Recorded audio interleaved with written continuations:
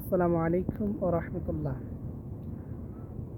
আলহামদুলিল্লাহি রাব্বিল আলামিন ওয়াল আকিবাতু লিল মুত্তাকিন ওয়াসসালাতু ওয়াসসালামু আলা রাসূলিহিল কারীম, আম্মা বা'দ। আমি আল্লাহ রাসূল সাল্লাল্লাহু আলাইহি ওয়াসাল্লামের রেখে যাওয়া একটি সুন্নাহ যা আমাদের জীবনের সাথে খুব জরুরি। আমি পূর্বের একটি ভিডিওতে আপনাদেরকে ঘুম থেকে জাগ্রত হওয়ার পূর্বে ঘুম যাওয়ার আগে একটি দোয়া শিখিয়েছি।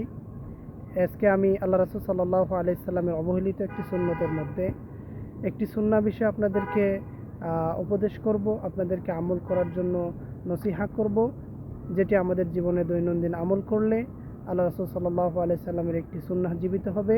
আল্লাহ রাসূল সাল্লাল্লাহু আলাইহি সাল্লামের একটি সুন্নাহ আমার জীবনের সাথে জড়িত হয়ে যাবে এবং দৈনন্দিন আমাদের উপর আমল করা সেটি অত্যন্ত গুরুত্বপূর্ণ। সেটি হচ্ছে আল্লাহ রাসূল সাল্লাল্লাহু আলাইহি ওয়াসাল্লাম বলেছেন, বান্দা যখন, অর্থাৎ আমি রাসূল সাল্লাল্লাহু আলাইহি সাল্লামের উম্মত যখন ঘুম থেকে জাগ্রত হব, তখন আমাদের জন্য অতি জরুরি সেটি হচ্ছে রাসূল সাল্লাল্লাহু আলাইহি সাল্লামের শেখানো ভাষায় আমরা যেন পড়ি। আমরা যারা শিখি নাই তারাও যেন শিখে নেই।